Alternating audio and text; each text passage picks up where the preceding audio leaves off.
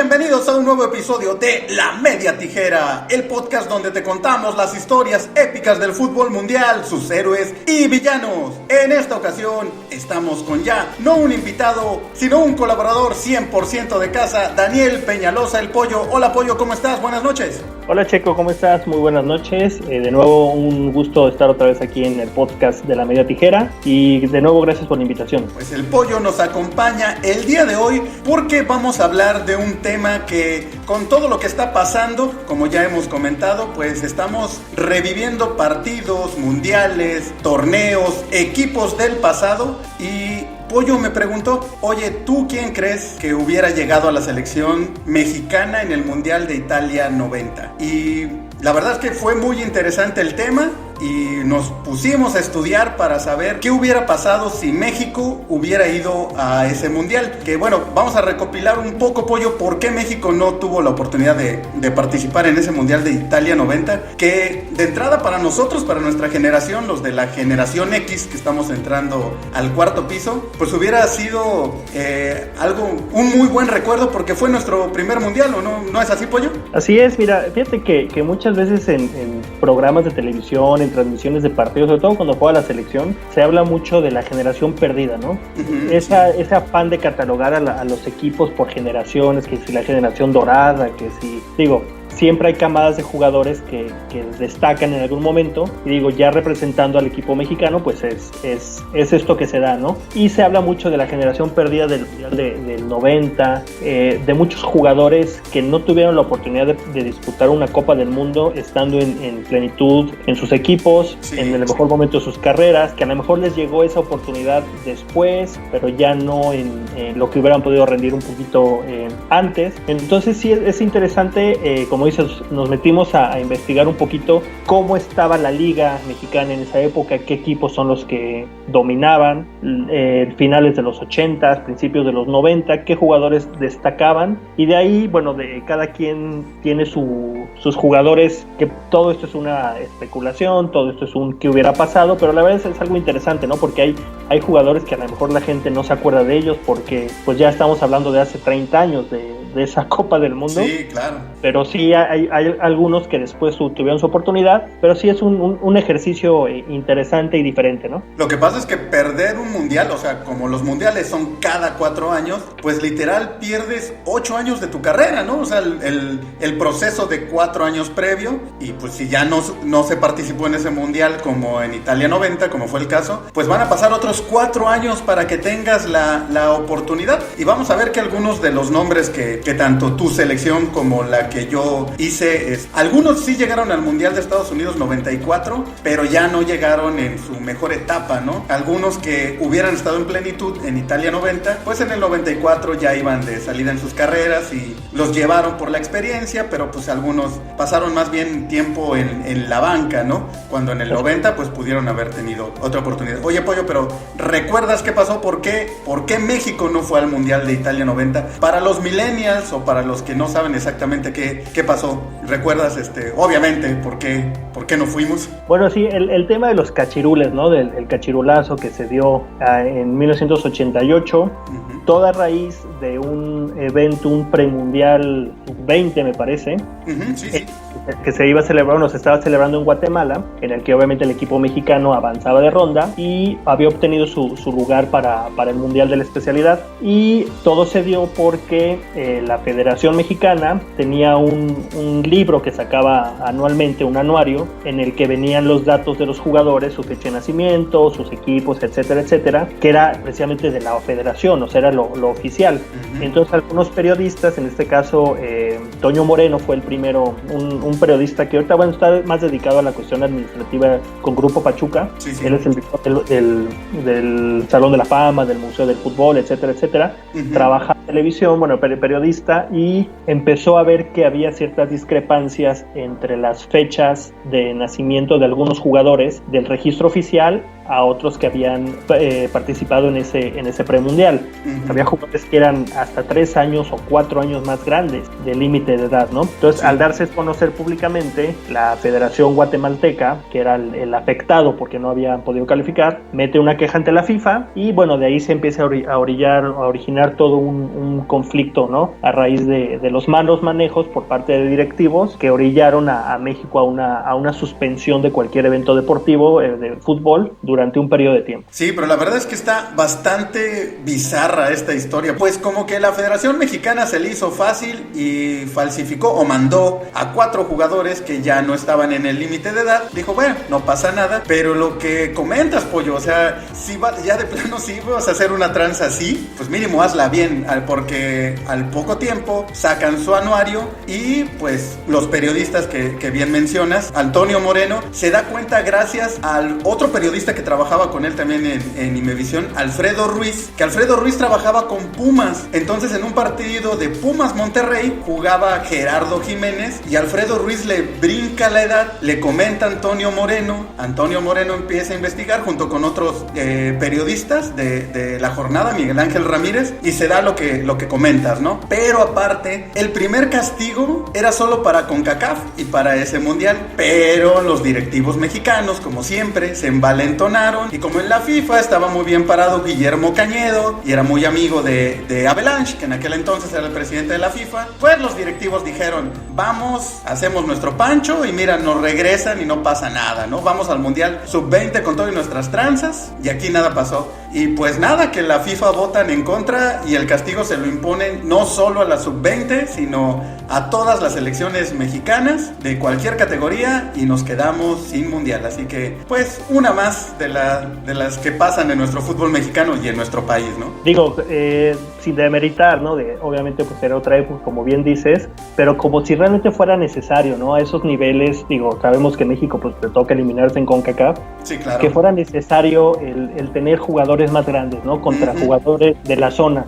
Es algo increíble, es algo impensable en estos días. Como bien dices, ya está un poquito más, pues más federado, un poquito más en forma todas las participaciones juveniles e infantiles. Pero sí, realmente el hecho de querer sacar una ventaja que en la cancha no la necesitas realmente. Sí, exacto. Es como que también de llamar la atención. Y eso que bien dices, ¿no? También de ir a la FIFA como diciendo, no, están mal. Cuando tú realmente como federación estás consciente de todo lo que hiciste, digo, ¿con qué cara, no? Sabemos que hubo directivos a nivel presidente de la federación, como el Rafael del Castillo, que quedó vetado de por vida. Entonces sí es como diciendo, ¿no? O sea, era totalmente innecesario. Y que a consecuencia de eso, bueno, hubo un castigo que impidió participar, obviamente, en ese mundial, Juegos Olímpicos, Campeonato Mundial, ¿no? Sí, y sí es lamentable porque veníamos justo de vivir el Mundial de México 86. O sea, México estaba muy bien parado a nivel mundial con la FIFA, estaba Guillermo Cañedo, había sido un muy buen mundial, había una buena base de la selección mexicana y había buenos jugadores para llegar al Mundial de Italia 90 y muchos dicen, claro, es muy fácil hablar cuando no pasó, que con esa selección o con el equipo que había para Italia 90 sí hubiéramos llegado al quinto partido. Hay que recordar, Pollo, que por CONCACAF, al no ir México, fue Costa Rica y Estados Unidos, y a Costa Rica le fue bastante bien, o sea, pasaron por primera vez un equipo de la CONCACAF, pasó en Europa a octavos de final, así que la verdad es que yo creo que México sí hubiera tenido posibilidades por lo menos de tener ese logro que lo tuvo primero Costa Rica que la selección mexicana. Entonces vámonos ya directamente, Pollo, a platicar quién es tu selección para ti,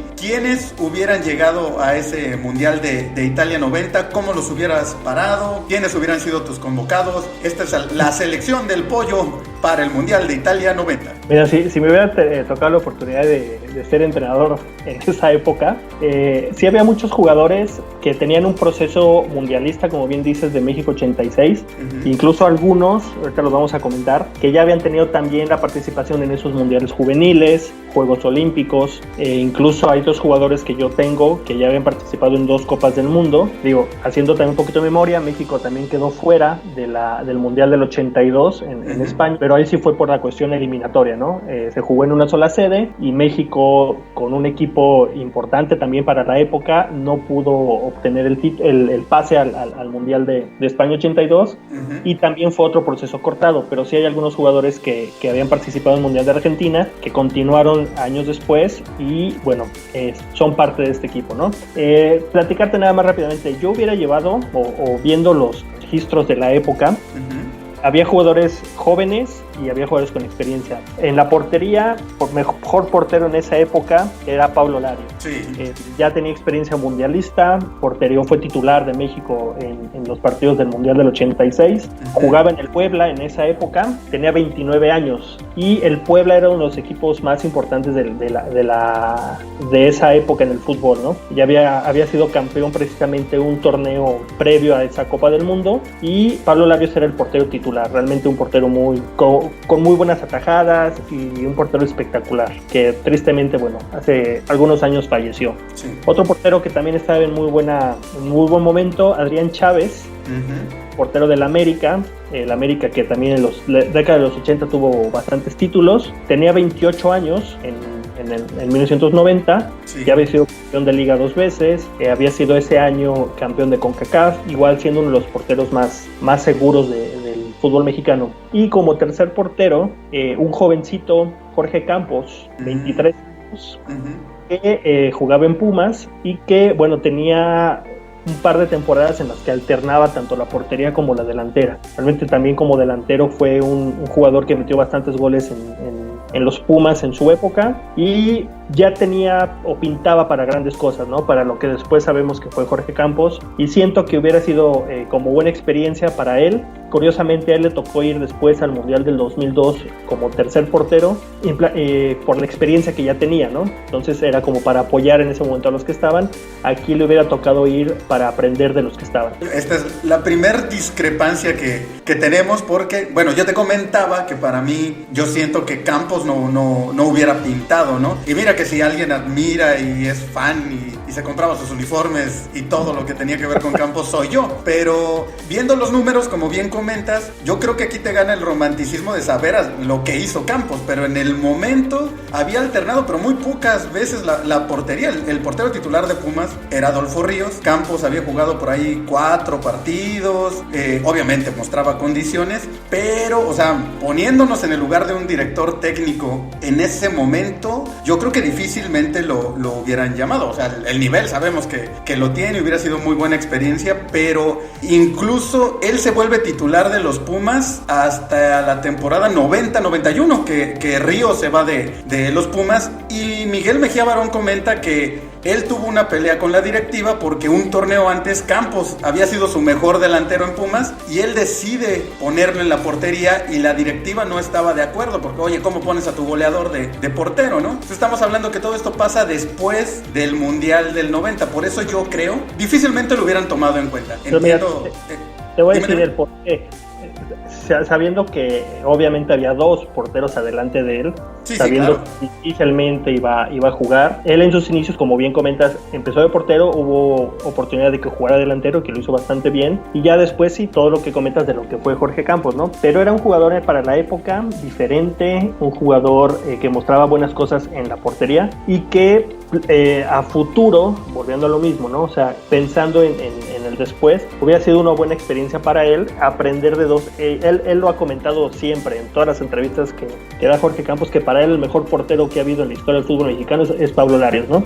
Sí, que aprendió mucho, que era su ídolo. Entonces creo que hubiera sido una buena oportunidad para llevarlo y que fuera agarrando la experiencia. Bueno, ya que estamos de eso, te voy a dar mis 3 porteros para que también los comparamos y nos podemos ir así, línea por línea, para también donde salgan las discrepancias, pues platicarlas, ¿no? Mis porteros, yo estoy de acuerdo contigo en los 2 primeros. Obviamente Larios iba para ser el titular, no había duda. Adrián Chávez creo que también estaba en un buen momento, había sido bicampeón, como comentas, con América. Yo creo que de hecho Adrián Chávez es de esas figuras incomprendidas del América, como que siento que en ese equipo la afición y el mismo equipo jamás le han dado el lugar que se merece, quizá porque venía después de Celada, ¿no? Y pues no era un portero o una personalidad tan carismática, era un portero serio y bueno, tenía cara de enojón, pero era muy buen portero y creo que en el América como que jamás le han dado tanto su lugar, pero hubiera llegado en un muy buen momento a este mundial. ¿Sabes por qué siento, perdón, que esto que comentas sí tienes toda la razón? Porque no no es un portero que haya surgido del América, no es un canterano como muchos de los ídolos que tuvo el América en la década de los 80s, porque venían desde abajo de fuerzas básicas, ¿no? Y Adrián Chávez, bueno, él llega al América después de pasar por equipos como Necaxa, como Atlético Español, o sea, ya tenía cierto recorrido, entonces llega precisamente para ocupar el lugar de un histórico como Celada, pero no era un jugador que venía de las fuerzas básicas, no de la cantera, digo, y eso no le quita el gran mérito que era como portero, no era un porterazo. No, y además, bueno, yo creo que donde más se identificó fue en el América, porque si algo jugaba bien Chávez, eran los clásicos. Contra Chivas se volvía una muralla el buen Adrián Chávez. Vamos con mi tercer portero, que para mí este fue precisamente uno de las grandes injusticias del fútbol mexicano. Adolfo Ríos. Creo que Ríos, por su trayectoria, por su nivel, por los años que jugó, los equipos en los que jugó, los logros que tuvo en el fútbol mexicano, siempre le faltó un mundial, aunque fuera de tercer portero, ¿no? Y yo creo que este era el momento. Lo que tú dices de Campos, yo siento que era en este momento para Ríos. Yo sé que obviamente Campos, o sea, el nivel que alcanzó, pues nada que ver con Adolfo Ríos. Campos está a otro nivel, ¿no? Pero yo siento que, como bien comentas, si yo hubiera sido entrenador, en ese momento hubiera tenido más la mira en Ríos, no, porque Campos todavía no había demostrado tanto, ¿no? Yo siento que Adolfo Ríos hubiera sido el tercer portero ideal para esa selección del 90. No sé si tengas algún comentario al respecto. No, y sí, bien dices, una de las grandes injusticias, ¿no? De jugadores. Vemos hoy en día jugadores de México que han participado en 2, 3, 4 mundiales, y hay jugadores que no tuvieron esa oportunidad, uno de ellos Ríos, y que bueno, eso ya será cosa de otro programa. Sí, claro. Pero sí, una de las injusticias, sobre todo el Mundial de Francia 98, fue Ríos, porque Ríos fue el portero titular de toda la eliminatoria, con Bora, llega a la Puente y prácticamente lo borra, ¿no? Entonces, pero bueno, sí, Ríos tenía lo suyo.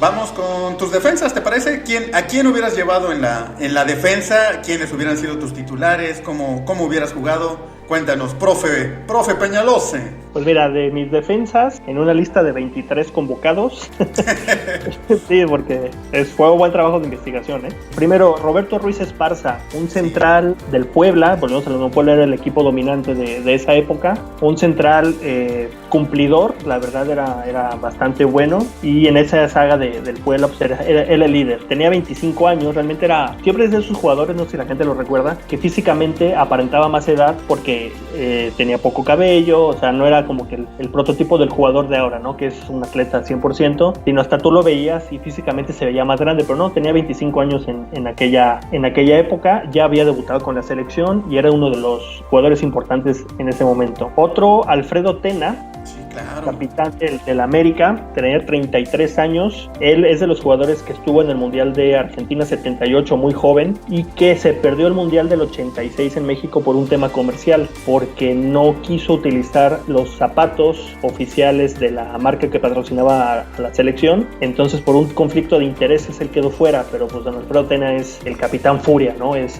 uno de los mejores centrales de la historia del fútbol mexicano, y que en la década de los 80, bueno, destacó muchísimo. Sí, ¿quién iba a pensar, no? O sea, ahorita es cuando vivimos la etapa de las marcas patrocinando jugadores de manera exclusiva y bla, bla, bla. Y de repente te enteras que en el 86 Tena estaba patrocinado por una marca que se llama, no sé si sigue existiendo, Pony, unos zapatos de Pony, no sé de hecho si la marca es mexicana o de dónde era, pero pues él decide que si va a jugar el Mundial del 86 iba a ser con esos zapatos, y Adidas era la marca oficial de la selección mexicana, y lo dejan fuera por eso, ¿no? Como que eso no sé, no me sonaba para que pasara en esos tiempos, pero también en esos tiempos pasaba. ¿Quién más está en tu selección? Sí, tío, 30, y llegó con 33 años, una edad ideal, ¿no? Sobre todo para su posición. Otro jugador, Héctor Esparza, un defensa del Cruz Azul. Cruz Azul había sido ya subcampeón, para no variar, en finales de los 80. ¿Y con quién perdió su final en los 80? Con el América. Y Héctor Esparza era un jugador de esa defensa, tenía 29 años, y también era muy habitual en la selección a finales de la década de los 80, a principios de los 90, y hubiera sido también un jugador de ese equipo. Otro, un lateral, no sé si te acuerdas de Guillermo el Turbo Muñoz. Sí. Muchísimos años en Monterrey. Él tenía 29 años en aquella época, ya había debutado con la selección y él tenía la experiencia de haber participado en un mundial juvenil en el 83. Entonces ya también tenía ese roce internacional que de repente es necesario. Por parte del América, que era el equipo también dominante de esa época, Juan Hernández, el famosísimo Cheche, un lateral derecho con mucha llegada, era de esos, yo creo que de los primeros laterales, al menos en México, que llegaba constantemente y se convertía en un extremo, ¿no? Sí. Ya después tuvo una muy buena época con el América y tenía 25 años. Ya había sido campeón en México y también había sido parte del equipo juvenil del 83. El otro, Javier el Vasco Aguirre, famosísimo Vasco, que él era mediocampista, pero al final de su carrera fue retrasando posiciones y terminó jugando como defensa central. Sí. Él estaba viendo una entrevista y dice que él no era un buen jugador, que la verdad era un jugador troncón. Él siempre ha dicho que era un tronco, sí.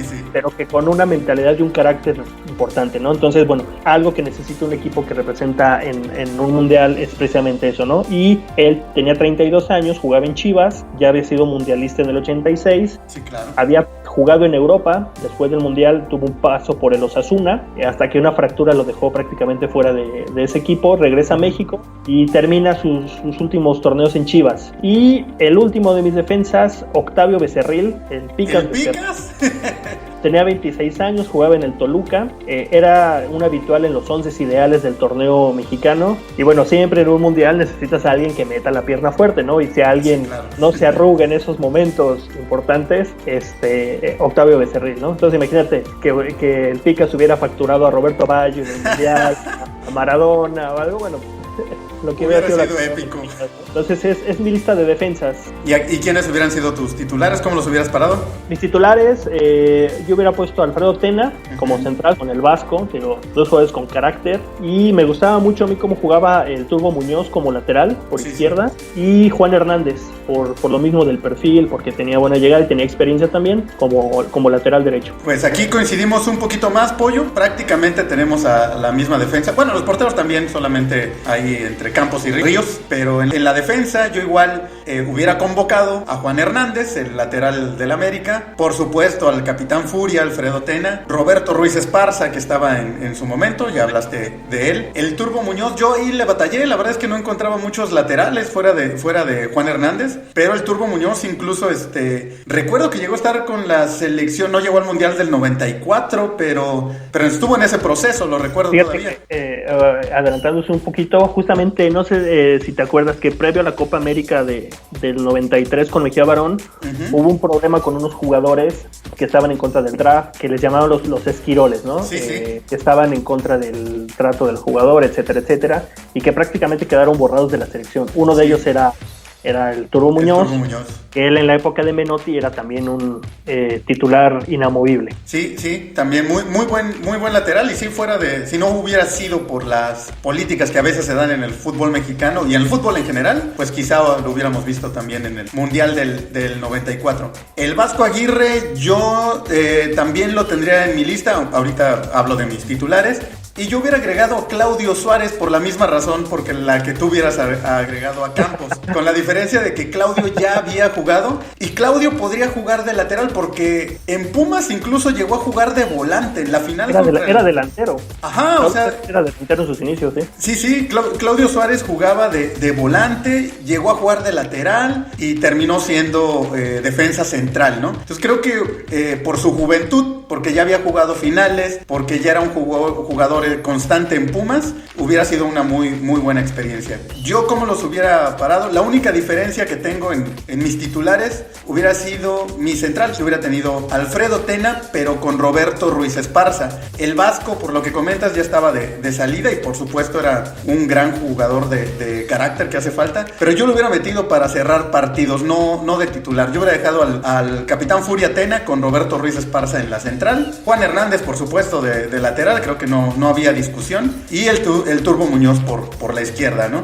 Dos jugadores, como bien comentas, laterales adelantados a su época, de los pocos que subían y cumplían la función de volante. Así que aquí pues prácticamente coincidimos, Pollo. Vamos a pasar con los medios. Vamos con los tuyos. Empezamos con tu media. ¿Quiénes hubieran sido tus convocados y con quién hubieras jugado? Así es, una media cancha o una posición en la que realmente había mucho talento, como bien dices. Había talento, había experiencia, había liderazgo. Entonces es una de las... Yo siento que la parte más fuerte de ese equipo hubiera sido la media cancha. Uh-huh. Mis medios, Miguel España, de los Pumas, en esa época 26 años, uh-huh. También ya con experiencia mundialista en México 86, un jugador que dicen los que lo conocen o que estuvieron en un vestidor que era un jugador con un carácter realmente fuerte, con una personalidad muy, muy imponente, y que en la cancha es de esos jugadores que sabían pegar sin que se las marcaran, ¿no?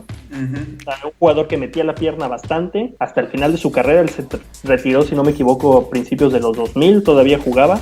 Entonces tuvo una larga carrera y era un jugador también con experiencia. Otro, Francisco Javier el Abuelo Cruz, que si bien jugaba un poco más adelante, el famosísimo Abuelo, pero por la edad que tenía, por la experiencia, también era un jugador que fue revulsivo en el Mundial del 86. La gente lo aclamaba, siempre quería que entrara el Abuelo. Había sido campeón de goleo previo a ese Mundial del 86. Tuvo la opción de jugar, la oportunidad de jugar en España, en el Logroñés. Entonces también tenía experiencia europea, que volvemos a lo mismo. Siempre en este tipo de eventos, la experiencia o el roce internacional para mí es fundamental. Sobre todo en una época en la que no había tanta posibilidad de que te enfrentaras a equipos de otros países, ¿no? No había tan como hay ahora, que hay giras, hay torneos. Entonces fechas FIFA y demás, ¿no?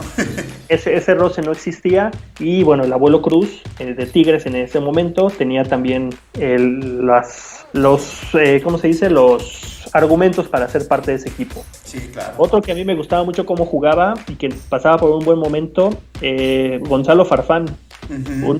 Un volante que jugaba en el América, ya tenía 29 años. Él también fue mundialista juvenil, pero en el 81 ya tenía también un poquito de experiencia. Y él fue uno de los jugadores que hasta el último momento se mantuvo en la órbita de poder jugar el Mundial del 86. No quedó en la lista final, pero bueno, ya había debutado y era uno de los jugadores importantes. Otro, Carlos Muñoz, no sé si te acuerdas de él. De Tigres, ¿no? Tigres, eterno de Tigres, un mediocampista también con experiencia mundialista, uno de los jugadores históricos del cuadro de Tigres. Tenía 30 años en esa época, con la misma experiencia, y también era un jugador de esos que meten la pierna en el momento decisivo, de los que no se arrugan. Exactamente, sí. Era un jugador que también tenía su buen momento. Otro que quedó fuera del Mundial del 86 y que también se hablaba mucho en ese momento de si tenía que ir o no, era Benjamín Galindo. Claro. Uno de los pocos jugadores que yo he visto que tanto con la derecha como con la izquierda le pegan de maravilla, ¿no? Jugaba en Chivas en esa época y había sido de los Citlalis, lo que ahora es el Balón de Oro que se conoce en el fútbol mexicano. Antes era la entrega de los Citlalis. Uh-huh. Y él ya había sido nombrado mejor jugador incluso en una temporada. Era un jugador con una técnica impresionante para aquellos que lo vimos jugar. A balón parado, en balón en movimiento, le pegaba espectacular con ambas piernas. Y bueno, era uno de los jugadores también importantes en ese momento. Otro... Perdón, y hubiera llegado con muy buena edad, ¿no? A este mundial. Sí, 29 años. Sí. Él jugó después el Mundial de Estados Unidos, pero bien comentas, ¿no? Ya no en el mejor momento, un revulsivo, pero pues no en ese momento. Manuel Negrete jugaba en los Pumas, jugador de los veteranos, un veterano con 31 años, que ahorita ya para nuestra edad ya es un chavito. Pero tenía 31 años. Él había jugado el Mundial del 86, se dio a conocer por aquel gol de media tijera contra Bulgaria en los octavos de final. Sí. Y él, de los jugadores que tenía experiencia de fútbol europeo, jugó primero en el Sporting de Lisboa en Portugal. Uh-huh. Y tuvo también un paso por el Sporting de Gijón en España. El Chepo de la Torre, un jugador del Puebla, creativo, uno de los mejores jugadores de ese equipo poblano, en la media cancha, tenía 24 años, un Chepo realmente joven, pero que ya también tenía experiencia europea, jugó en el Oviedo, ya había debutado con la selección, y también era un jugador que le pegaba muy bien al balón, de carácter fuerte, así como lo vemos de entrenador. Sí. Como jugador era también aguerrido, ¿no? Sí, claro. Otro Alberto García, te estamos hablando de talento y de carácter. Sí. No podía faltar el Beto García de los Pumas, tenía 23 años, ya había debutado en la selección y también tenía experiencia mundialista juvenil en el 85. Y de esos jugadores que el carácter no está peleado con la técnica, ¿no? Porque es un jugador muy técnico, pero aparte de los que gritaba en la cancha a sus compañeros, a los rivales, impulsaba y desde joven. O sea, no es que de esos jugadores que ya en sus últimos años se volvieron así, él desde que inició mostraba ese carácter, ¿no? Así es. Y serían mis jugadores de la media cancha. Pues prácticamente coincidimos, Pollo. Yo tengo nada más dos que tú no nombraste, que creo que podrían quedar. De los que tú nombraste, coincido con Carlos Muñoz, Manolo Negrete, por supuesto Benjamín Galindo, el maestro, que ojalá se recupere pronto del problema que tuvo de salud. Gonzalo Farfán, no cabe duda, que creo que también fue de esos que, precisamente hablando de los que se perdieron un mundial o la oportunidad, creo que Farfán, era su oportunidad de llegar bien a un mundial. Miguel España, por supuesto Alberto García Aspe, y dos que no mencionaste que yo creo, digo, claro, ahí obviamente igual y tendríamos que dejar otros fuera y bla bla bla, pero creo que Misael Espinosa, que en aquel entonces jugaba en Monterrey y tenía 25 años, un hombre que también de esos plurifuncionales, ¿no? Que te jugaba de volante, tenía mucho gol, era un jugador espectacular con muy buena técnica y que igual lo podías meter de delantero y también excelente anotador de goles, ¿no?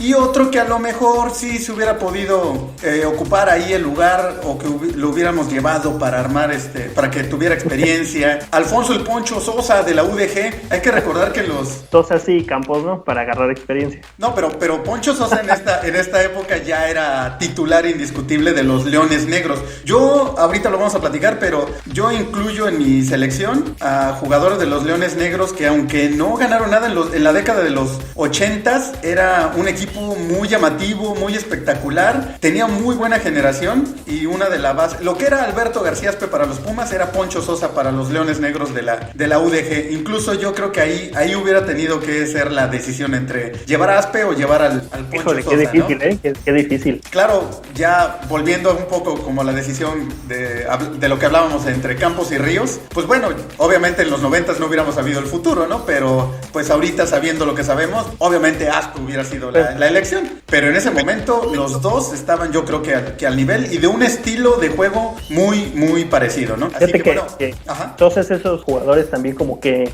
no les hizo justicia muchas veces el fútbol, sí, no en el sentido de jugar, porque jugó muchísimos años, sí, claro, en diferentes equipos, incluso previo al Mundial del 2002 con el Vasco Aguirre, él jugaba en Pachuca y era parte de ese equipo de la selección, o sea, todavía muchos años después aún seguía activo, pero a nivel de logros individuales, colectivos, como que sí nunca estuvo en la oportunidad de tener grandes triunfos, ¿no? Pero sí un muy buen jugador, Poncho Sosa. Y creo que el fútbol sigue siendo el fútbol mexicano sigue siendo muy injusto con él, porque, por ejemplo, lo que le hicieron en San Luis, ¿no? El último torneo, él ha subido varios equipos de la Liga de Ascenso a primera, estaba con el San Luis, estaba teniendo un buen torneo y prácticamente sin razón lo corren y meten a Matosas, y luego ya sabemos lo que pasó con Matosas y el escándalo de corrupción que hubo por allá y lo terminaron despidiendo. Pero creo que a Poncho Sosa ahora como entrenador también no se le ha dado el valor que tiene, ¿no? Pero bueno, esos hubieran sido mis convocados. ¿Cómo hubieras parado a tu media? Aunque prácticamente tenemos los mismos nombres, creo que también probablemente los paremos similar. ¿Cómo hubieran jugado tu media? Mira, haciendo un esquema 4-4-2, la media cancha hubiera estado conformada por Miguel España, ahí en la contención, repito, un jugador con la pierna bastante fuerte, el Chepo de la Torre y Manuel Negrete como volantes, y Benjamín Galindo como una especie de creativo, si se podía, porque en esa época es cuando aún se jugaba con el famosísimo 10. Sí, claro. Era el jugador diferente, el que te marcaba los tiempos, etcétera, etcétera. Y Benjamín Galindo lo tenía todo, ¿no? Entonces sí, yo creo que ha sido también titular indiscutible. Sí, muy bien. Pues sí, no tenemos tantas discrepancias, pero bueno, yo igual hubiera jugado 4-4-2. Mi contención hubiera sido Manolo Negrete y Miguel España, que bueno, se conocían. Defensivo, Camacho, defensivo. No, Dos paraditos. Bien paraditos ahí, pero mira, al ataque, Gonzalo Farfán hubiera sido mi volante por izquierda, porque era un jugador de mucho fuelle, ofensivo, pero también sabía meter fuerte la pierna, ¿no? Era una pieza fundamental de aquel América de los 80s, y creo que hubiera sido muy bueno por la velocidad, la llegada que tenía, que otros jugadores de esta selección no tenían. Tenían más técnica quizá, pero Gonzalo Farfán te daba mucha llegada, mucha subida y bajada y recuperación de balón, ¿no? Y Benjamín Galindo, como bien comentas, creo que hubiera sido el 10 en este caso, ¿no? Que se usaba todavía mucho en los 90s. Entonces tenemos una buena contención, difícil de pasar, bien paraditos. Un hombre que tiene mucha llegada y que también nos sirve para recuperar balón, y al maestro Galindo para surtir de buenos pases y de técnica a nuestra delantera. Y pasamos a esa línea, Pollo, que también difícil, porque había muchos buenos delanteros en esa época en el fútbol mexicano. ¿Quiénes hubieran sido tus convocados? Sí, también bien comentas, había muchos jugadores con mucho gol.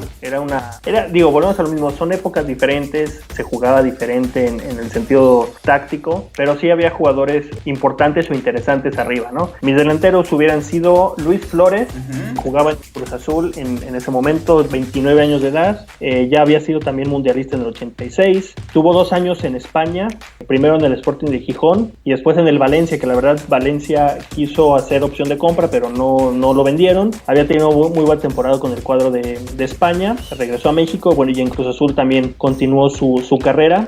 Otro, Carlos Hermosillo, 25 años de edad, también un jugador que en ese momento jugaba en Bélgica, sí, en el Standard Lieja. Él también había sido muchos años con el América, obtuvo muchos títulos, 5 en total, y había sido de los jóvenes que se habían colado al final en la lista del Mundial del 86, ¿no? Con una edad muy joven. El otro sería Luis Roberto Arbezague, impresionante, Zaguiño, que también para los que no lo vieron jugar, era un jugador con una zancada muy diferente a lo que se jugaba en esa época, ¿no? A campo abierto, Sague, pero bueno, no lo alcanzable, exacto. Sí, o sea, tenía una zancada muy buena, jugaba en el América, tenía 23 años, realmente joven, ya había debutado con la selección y ya había sido campeón con el fútbol mexicano, entonces era un jugador que en el momento también era importante. El otro, Hugo Sánchez, ¿no? Hugo Sánchez, ¿qué más podemos hablar del Pentapichichi? Jugaba en el Real Madrid, ya tenía 32 años, tenía experiencia de 2 mundiales, 78 y 86, y justo ese año es cuando Hugo Sánchez se convierte obtuvo su quinto Pichichi en España con 38 goles, lo que le acreditó para ser la bota de oro como máximo goleador de las ligas europeas, y llegaba en su momento más impresionante. Sí. Si había un jugador en buen momento, no solamente de México, sino a nivel mundial, era precisamente Hugo Sánchez. Era el mejor delantero del mundo en ese momento. Sí. Yo creo que junto con Marco Van Basten, eran los 2 centros delanteros más importantes, pero Hugo Sánchez, por toda la trayectoria que tenía, por todo lo que logró, no vamos a hablar de todos los logros que tuvo Hugo Sánchez, pero sí justo en ese momento llegaba en su plenitud. Sí. Entonces él siempre se ha arremetido en contra de los directivos que le cortaron la oportunidad de ir a ese mundial. Hubiera sido su mundial en Europa, donde él jugaba, lo conocían, entonces sí siento que hubiera sido el jugador diferente también. Y un jovencísimo Luis García, que jugaba en los Pumas, si bien volvemos a lo mismo, no sabíamos qué es lo que iba a pasar con él, sí, claro, pero ya daba pinceladas, ¿no? Tenía 21 años y justo después de ese mundial fue la explosión de Luis García a nivel individual en el mexicano, lo que le permitió ser bicampeón de goleo, irse a España, y bueno, ya la historia también nos ha dicho lo que es Luis García, pero en ese momento también de esos jugadores, siempre en los mundiales hay un joven que llevan como sorpresa, como revulsivo, como diferente, y en este caso para mí hubiera sido Luis García.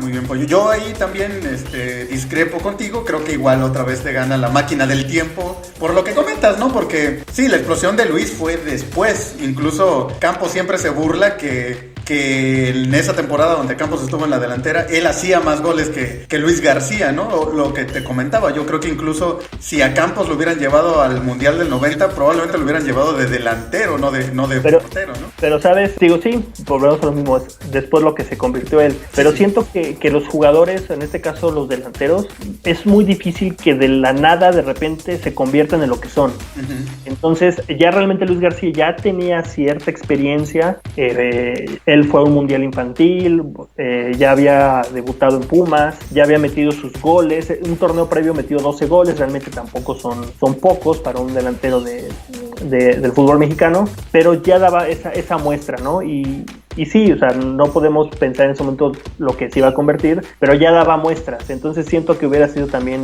importante llevarlo, pues para darle esa experiencia y que también se podía resolver en algún momento. Un jugador rápido, un jugador diferente también en su posición. Entonces siento que hubiera sido también importante llevarlo. Sí, la verdad es que yo voy a ser como técnico, creo que voy a ser más conservador que tú y voy a dejar a Mejía Barón que en el 94 lleva a Luis García. Yo no lo llevaría. Tampoco hay tanta discrepancia, obviamente, o sea, de cajón Hugo es indiscutible, ¿no? O sea, Hugo obviamente iba a ir a ese mundial y era Hugo más 10 para Italia 90, ¿no? No hay duda en la selección mexicana. Luis Flores, por lo que comentas, experiencia europea, llegaba en buen nivel, también creo que no hay dudas de que tenía que estar en esa selección. Hermosillo y Sague, por supuesto, ¿no? Muy jóvenes, habían hecho dupla en el América y se habían cansado de hacer goles y se complementaban muy bien por lo que comentas. Sague era una gacela, Sague le ponías un balón y no había forma de detenerlo y entraba al área y metía unos riflazos impresionantes cruzados. Y Hermosillo era un goleador en el área, o sea, un hombre que balón que le ponías a la cabeza lo convertía en gol.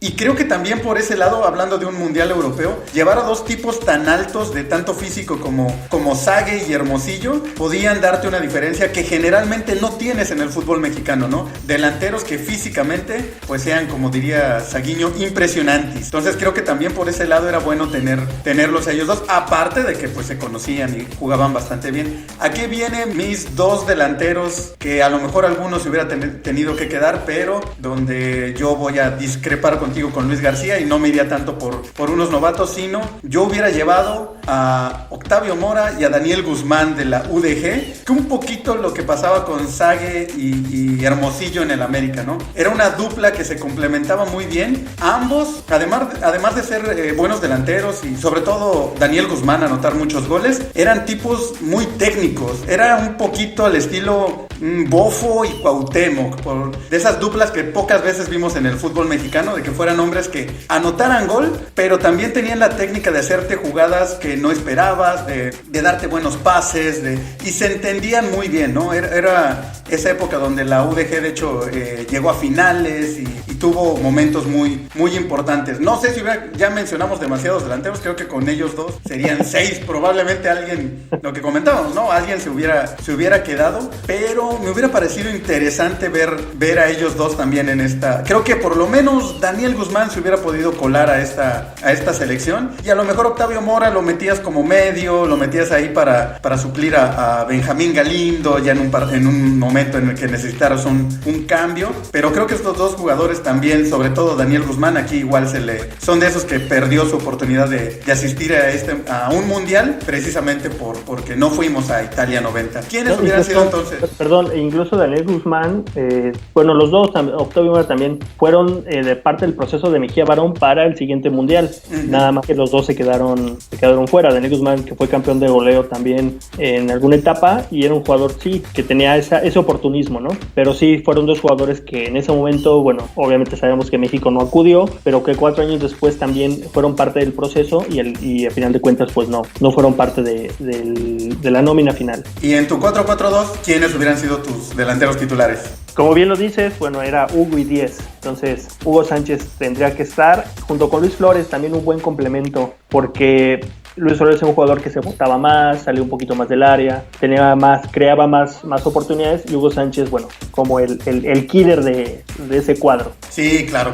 Yo mira, aquí sí coincidimos, no hay duda, creo que se complementaban muy bien. la experiencia de los dos, creo que eran la delantera pintada para esto y tenían muy buenos cambios, ¿no? Incluso ahí, no sé, se me ocurre que en un momento dado, pues, en un partido podías sacar un medio y meter a Sague y entonces ya tenías un hombre altísimo y súper veloz y a un killer en el área como Hugo y a uno un poquito más técnico como Luis Flores, entonces podías hacer combinaciones muy buenas con esta selección y con esa delantera, ¿no? O meter a Hermosillo con Sague que se conocían y a Hugo para que jalara marcas, no sé, creo que en la delantera es lo que más, donde más combinaciones y estilos te podía dar, incluso, digo, ninguno de los dos lo mencionamos, pero hasta Ricardo Peláez pudo haber quedado en esta selección, porque era también un, pues delantero ya del fútbol mexicano, que terminó yendo, de hecho, a un mundial años después, ¿no? Pero había mucho material en la delantera y mucha variedad en los estilos de juego y lo que te ofrecían todos estos jugadores, sobre todo de media cancha para adelante. Entonces, repítame tu alineación titular, Pollo, nada más para checar cómo quedaría. Sería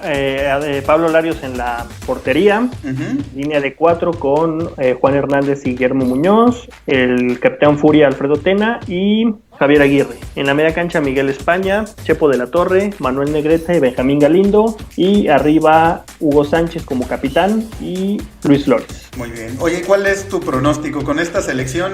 ¿Crees que hubiéramos llegado al quinto partido? ¿Cómo crees que nos hubiera ido? Digo, estamos jugando al hubiera, la máquina del tiempo. Especulando, a mí me hubiera gustado que probablemente calificar y llegar a la final, ¿no? Pero siento por el momento en que atravesaban ellos que lo que hemos comentado muchas veces, era un equipo que tenía experiencia, que había jugadores que no se arrugaban, que sabían competir a esos niveles de mundiales algunos. Obviamente depende mucho de la suerte del sorteo y todo, ya sabemos, ¿no? Pero poniéndonos en un caso hipotético de que hubiera calificado México y las cosas hubieran fluido como estaban, bueno, hubiera entrado o en lugar de Estados Unidos o en lugar de Costa Rica, ¿no? Por los cupos. Si hubiera jugado en lugar de Estados Unidos, pues le hubiera tocado jugar contra Italia, que era el anfitrión, contra Austria, contra Checoslovaquia. Entonces, ahí depende mucho, ¿no? Siento que en un grupo de 4 con esos dos, pienso que a lo mejor sí, porque era una época también que eran 24 equipos y calificaban 16. Ajá, entonces sí. muy pocos quedaban fuera porque algún tercer lugar podía calificar. Tomando en cuenta ese grupo, sí. Y por el otro lado, si hubiera entrado en lugar de Costa Rica, le hubiera tocado jugar contra Brasil, que sabemos lo que representa a Brasil, contra Escocia y contra Suecia. En ese escenario hipotético, ahí sí, sin dudas, yo creo que México hubiera pasado como segundo lugar de grupo y ya también volvemos al mismo que hubiera pasado en una siguiente ronda, ¿no? Sabemos que Costa Rica le tocó jugar contra Checoslovaquia y fue goleado, entonces bueno, es especular mucho, pero siento que de ronda sí se hubiera pasado y ya hubiera dependido mucho del sorteo de los octavos de final. Así es. Y bueno, precisamente hablando de lo que hubiera pasado, tú tienes algunos datos de, pues, qué pasó con la mayoría de estos jugadores, ¿no? ¿Qué terminó siendo de ellos? ¿Dónde jugaron? ¿Qué lograron? Y volviendo un poquito a esto de las hipótesis, si esta selección hubiera jugado ese mundial, ¿crees que hubiera sido la base del 94? Hubo algunos de estos jugadores que llegaron al 94, pero pocos, la verdad, ¿no? Y lo que comentábamos, los que llegaron ya no en su plenitud de facultades, como Hugo Sánchez, Benjamín Galindo, Hermosillo, Sague también estuvo, pero pues prácticamente no fueron titulares, ¿no? O sea, todos los que llegaron de esta selección pues llegaban como revulsivos o tuvieron su oportunidad, pero no fueron titulares indiscutibles, al menos en el Mundial del 94, ¿no? Ahora imagínate este Mundial del 94 con Luis García ya con una experiencia mundialista, aunque haya sido pocos minutos los que hubiera jugado en Italia 90, pero a lo mejor sí ya con otro tipo de experiencia, incluso Benjamín Galindo, el propio, tú comentas Claudio Suárez, se habría marcado la diferencia en lo que hubiera pasado con México, ¿no? En la posterior Copa del Mundo. Pero bueno, ya es especular. Bulgaria nos ganó, nos echó en penales, nos eliminaron y pues hasta ahí seguimos en la misma etapa que llevamos desde el Mundial de 94, ¿no? Pero sí, digo, es especular, pero siento que sí México hubiera obtenido algo más trascendente con más experiencia. Y sí, de estos jugadores, viéndonos rápidamente, Pablo Larios, mucho tiempo jugando en el fútbol mexicano, jugó con Puebla, después en Toros Neza, hasta que, trágicamente perdió la vida, ¿no? También ya no volvió a asistir a ninguna Copa del Mundo. Adrián Chávez fue tercer portero de la Copa del Mundo de Estados Unidos 94, también posibilidades de jugar. Y Jorge Campos, él sí ya sabemos lo que logró, ¿no? Mundialista en el 94-98 como titular y como tercer portero en 2002. Ruiz Esparza después se dedicó a la política, también jugó muchos años en Necaxa, jugó en Celaya, anduvo por varios equipos, realmente no tuvo el mismo éxito que tuvo en el Puebla, que fue su momento más grandioso, y quedó la carrera de Ruiz Esparza, ¿no? Cuando llegó Menotti también era de los habituales de las convocatorias, pero pues no, al llegar Mejía Barón, como que no quería muchos de algunos jugadores que habían estado con Menotti y fue uno de los que quedó fuera. Alfredo Tena se retiró después en Tecos y se convirtió en un entrenador que ha sido campeón del fútbol mexicano. Héctor Esparza después también se retiró unos años después, él tampoco tuvo posibilidad de jugar un mundial. Guillermo del Turbo Muñoz, como bien decíamos, fue parte de ese proceso previo al mundial de 94, pero por decisiones políticas quedó fuera, ¿no? Y se retiró prácticamente en Monterrey, ya no se supo mucho de él como jugador. Juan Hernández tuvo una época brillante cuando llegó Ben Hacker al América, porque era un jugador que siempre llegaba mucho, pero que no sabía centrar. Entonces con Ben Hacker lo que trabajó era llegar y mandar centros bien medidos, ¿no? Era el Ayun de esa generación. Sí, digamos que sí, como comparación sí, pero sí en la época de Ben Hacker en el América fue gran asistente de Villic, que metía muchísimos goles a centros de Juan Hernández, ¿no? Pero sí, buena comparación. El Vasco Aguirre, bueno, se retiró pocos años después en Chivas, muy joven, participó como auxiliar de Mejía Barón precisamente, que se lo llevó para hacer grupo. Y porque era uno más de ellos, entonces era como que ese entrenador que estaba ahí con ellos para apoyarlos en no tanto lo que es cancha, sino un poquito más extra cancha, y también, bueno, una gran trayectoria, ¿no? Dirigiendo a México en 2 mundiales. Y Octavio Becerril fue parte importante de ese Necaxa, multicampeón de la década de los 90 con Manuel Lapuente. La mayoría de ellos llegaron a tener convocatorias en amistosos o en el proceso mundialista, pero se fueron quedando, como bien comentas, en el camino, ¿no? Mejía Barón utilizó la base que tenía en Pumas, equipo con el que había sido campeón y que había dirigido por prácticamente 4 temporadas, y pues fue agarrando algunos de estos jugadores, dejando otros de lado, ¿no? Así que bueno, pues la mayoría no tuvieron la oportunidad, ¿no? De la parte de abajo, realmente, pues no, ninguno. En media cancha, Miguel España, que también fue de los sacrificados previo a la Copa del Mundo del 94, porque tenía posibilidad de llegar, pero igual temas extracanchas lo dejaron fuera. El Abuelo Cruz, que fue el artífice de la eliminatoria para el Mundial de Estados Unidos, un gol suyo fue el que le dio el pase a México a ese Mundial, y curiosamente en ese partido se lesiona, mete el gol lesionado, y esa lesión se le agravó y lo dejó fuera del Mundial, que hubiera llegado también a ese Mundial como jugador importante, ¿no? Pero sí, lo que es la desgracia del fútbol, ¿no? Le dio el pase a México y él se quedó fuera. Sí, pero recordemos que incluso en la celebración ya sale mal, o sea, él se echa a correr a celebrar y ves que trae ahí una lesión, ¿no? Se le nota, pero la felicidad en la cara del abuelo, sí. Y siempre quedará en la memoria ¡Hugo, el abuelo! ¡Estamos en el Mundial! Luis Flores, atención, llega quién, Hugo, el abuelo, ¡gol! ¡El abuelo! ¡Gol! ¡Gol! ¡Estamos en el Mundial! No, pues estamos, pero él no estuvo. Gonzalo Farfán igual se retiró pocos años después del fútbol y se dedicó a los medios de comunicación, y ya también como que un poquito alejado, ¿no? de lo que fue cancha, tampoco pudo jugar al Mundial. Carlos Muñoz siguió trabajando en Tigres, igual de los jugadores históricos del cuadro universitario.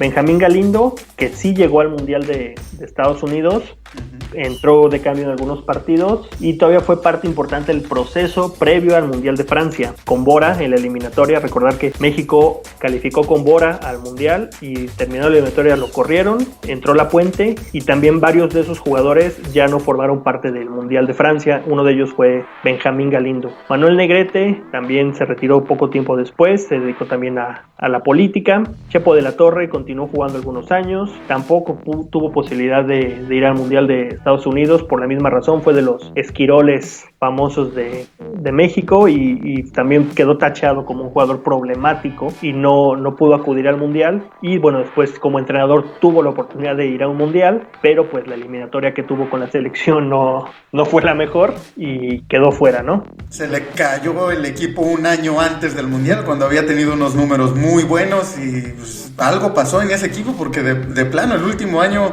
previo al Mundial se vino abajo, ¿no? De hecho, en la Confederaciones es cuando, después de la Confederaciones, creo que él sale de la selección, ¿no? Después de que había tenido 3 años muy, muy buenos con la selección. Se le negó el Mundial al Chepo, ¿no? Tanto como jugador como entrenador. Alberto García Aspe, capitán de México, mucho tiempo, mundialista en Estados Unidos, en Francia y en Corea, donde fue su retiro. Uh-huh. Y bueno, ya sabemos que está en los medios de comunicación, ¿no? Luis Flores, también él fue muy importante en la eliminatoria de Mejía Barón para el Mundial de Estados Unidos. Sí. También dio goles en las eliminatorias y fue de los que quedó fuera previo a esa Copa del Mundo, ¿no? No sé si por la edad o por el estilo, ahí sí, no sé. Hugo Sánchez, bueno, Boleros al Mundo fue su cúspide como jugador, y después de ahí ya vino lo que fue la decadencia, tanto en el Real Madrid como con los equipos en los que participó, y fue al Mundial de Estados Unidos, pero pues de paseo, ¿no? Solamente jugó contra Noruega, y queda a la posteridad esa imagen de Mejía Barón explicándoles lo que tenía que hacer en el partido contra Bulgaria si es que entraba. Sabemos que al final no entró, y bueno, volvemos a las especulaciones. ¿Qué hubiera pasado si Hugo Sánchez hubiera jugado ese partido, no? Y recordemos que Mejía Barón lo quería poner en lugar de Benjamín Galindo, que Benjamín Galindo era un 10 y que Hugo le decía, pero es que Benjamín es medio, yo soy delantero. Sí, pero no quiero moverle, y es lo que siempre alega Hugo, ¿no? Que le decía, vamos, macho, hombre, es hora de echar un par de narices. Y Hugo me dice, oye, Miguel, ahí no me gustaría. A mí me gustaría jugar adelante. Le dije, sí, ya sé, Hugo, que a ti te gustaría jugar adelante. Pero yo creo que en este momento, si jugamos así, vamos a dar facilidades en media cancha y podemos sufrir. Entonces, Hugo no me dijo no, me dijo, Miguel, yo creo que deberías arriesgar y ponerme allá. Le dije, ok, Hugo.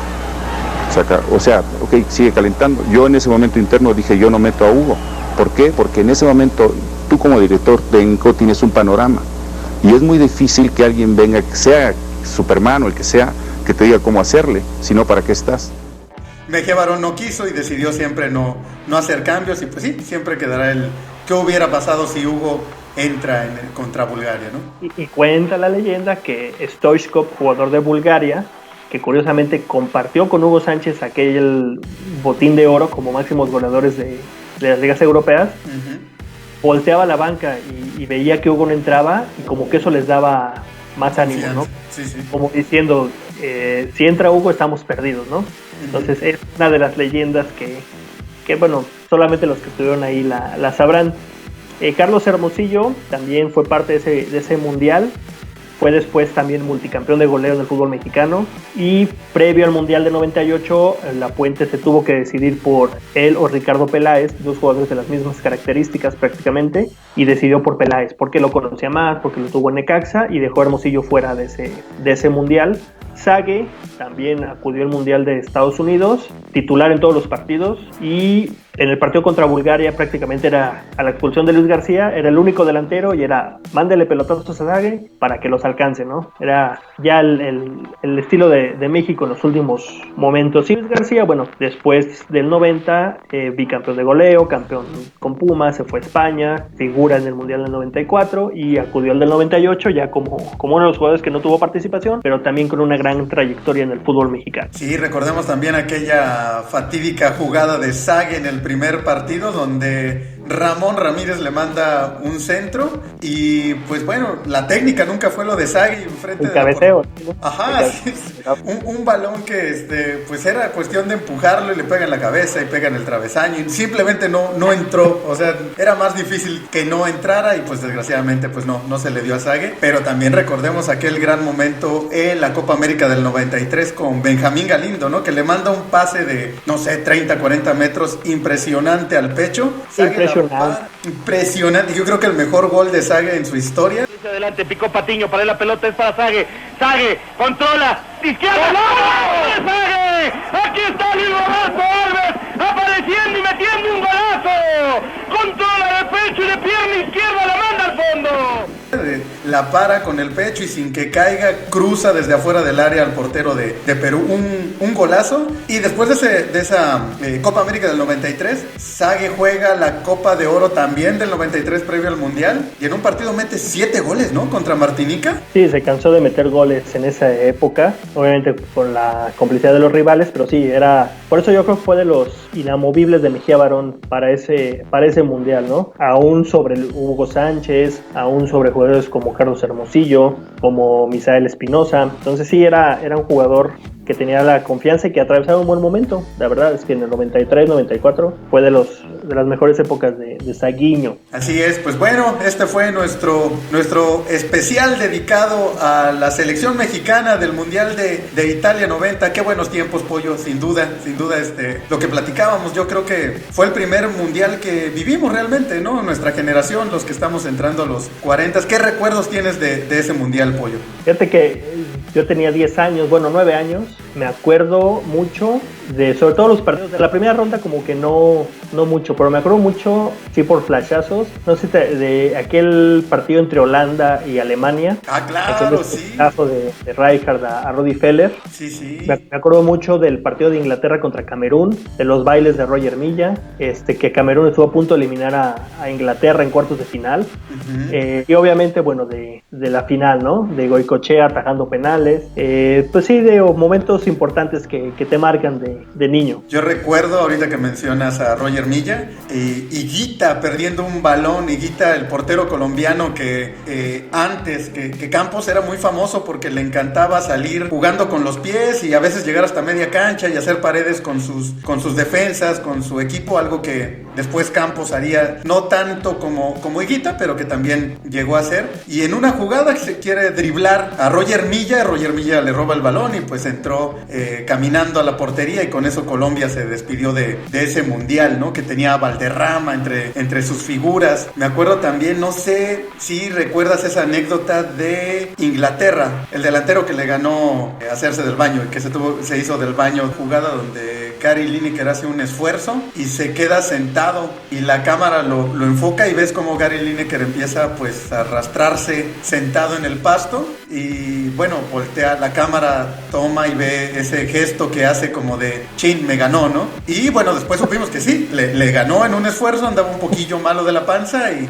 pues ahí se tuvo que limpiar con el pasto, ¿no? También de ese, ahorita que hablamos de Inglaterra, ¿recuerdas que Paul Gascoigne le sacan una amarilla en esa semifinal y ya no tenía posibilidades de jugar si Inglaterra hubiera llegado a la final, que no llega, y se pone a llorar un joven Paul Gascoigne, y le gana la tristeza de saber que si llegaban a la final no iba a tener posibilidades de jugarla? Ahorita que comentas, digo, también brevemente, aquel episodio que después hizo muy famoso del partido entre Argentina y Brasil en los octavos de final. Sí, claro.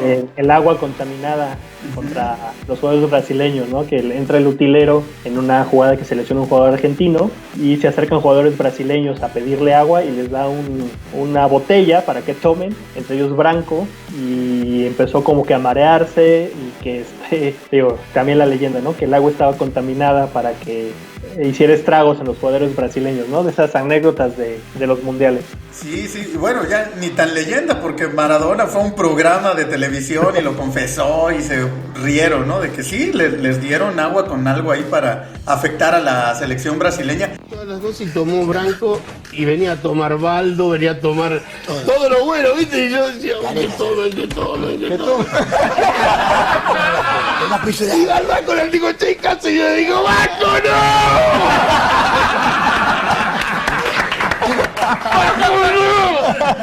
Y Galíndez, claro, se salvó Careca y se salvó Baldo. Yo quería Baldo, yo a Baldo le decía, Baldo, dale. No es un calebarro, le decía, y él dijo, puta, te juro, se dieron cuenta justo. Porque Branco agarró y hizo así, y viste, Branco se la tomó toda, pateó la televisión y hacía...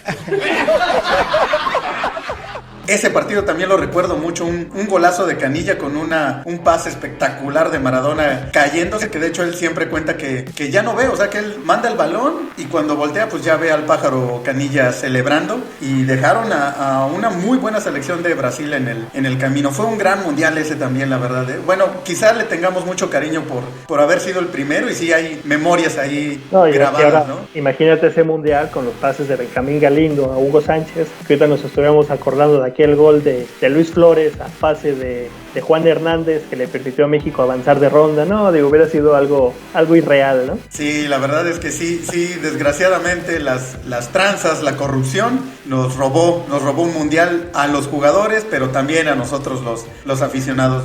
Pues muchas gracias, Pollo, muchas gracias por esta gran idea de hacer este programa. Ahí están nuestras elecciones, pero también para todos los que nos escuchan, a lo mejor si son millennials, pues no van a ubicar tanto a estos jugadores, pero ¿qué piensan? ¿A quién les hubiera gustado ver en el Mundial de Italia 90? ¿Qué jugadores creen que se perdieron la posibilidad de jugar un mundial? Coméntenos, denos sus comentarios en nuestras redes sociales o aquí mismo en los comentarios del podcast de La Media Tijera. ¿Algo quieras agregar, Pollo? Nada más, chico, muchas gracias de nuevo por la invitación. Digo, sí, bastante enriquecedor este ejercicio que acabamos de hacer para refrescar un poquito la memoria también, y volvemos a lo mismo, ¿no? ¿Qué hubiera pasado si? Entonces, pero bueno, la realidad es otra, nos quedamos con lo que hemos vivido, pero muchas gracias, Checo, por este espacio y un saludo a todos. Muchas gracias a ti, Pollo, por la propuesta, y ya no es invitación, tú eres ya de casa, eres de La Media Tijera, y pues sí, qué bonito recordar los 90s, éramos felices y no lo sabíamos. Bueno, sí lo sabíamos, sí, la pasamos muy bien en los 90s. Esto fue el podcast de La Media Tijera. Recuerda que puedes escucharnos en muchas plataformas. Estamos en Spreaker, Apple Podcast, SoundCloud, Spotify, Google Podcast y más. También en nuestro canal de YouTube, o síguenos en nuestras redes sociales. En Facebook e Instagram nos encuentras como La Media Tijera, Twitter